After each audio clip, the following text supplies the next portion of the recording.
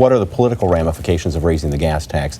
This wasn't something that was 100 to 0 and 50 to 0. Are Republicans going to be hurt in 2016 when the voters go to the polls?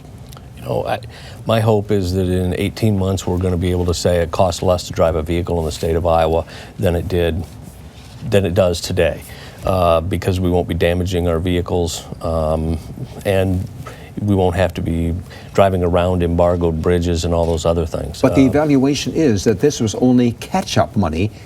Are you going to be back asking for more gas tax soon, do you think, Speaker Paulsen? Well, I'm not planning on it. What about you, Senator Gronstal? I think it's unlikely. I think we took recommendations from the Department of Transportation, had them go through a process, a study, identify critical infrastructure needs, $20 billion, knock that down.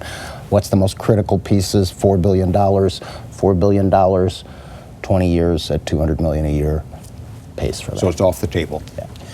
Senator Gronstal, some people have said that you didn't do well at the bargaining table this year, that Speaker Paulsen got the gas tax increase, he got his numbers on school aid, and people don't think you got much in return. Well, if there's a political impact, I'm glad they're going to drop it all in his lap. Except they're saying that you didn't get much in return. Listen, we spent an extra month in session to try and get an extra $55.7 million for K through 12 education. We think that was worth it. We think it was worth it to get resources for community colleges and Regents institutions to help keep tuitions down, and to, like I say, provide a ticket to a better life for tens of thousands of Iowans. Did the budget get...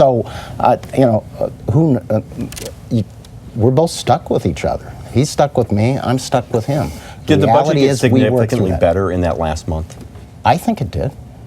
I certainly saw results of that, but in the end, Iowans will make that judgment.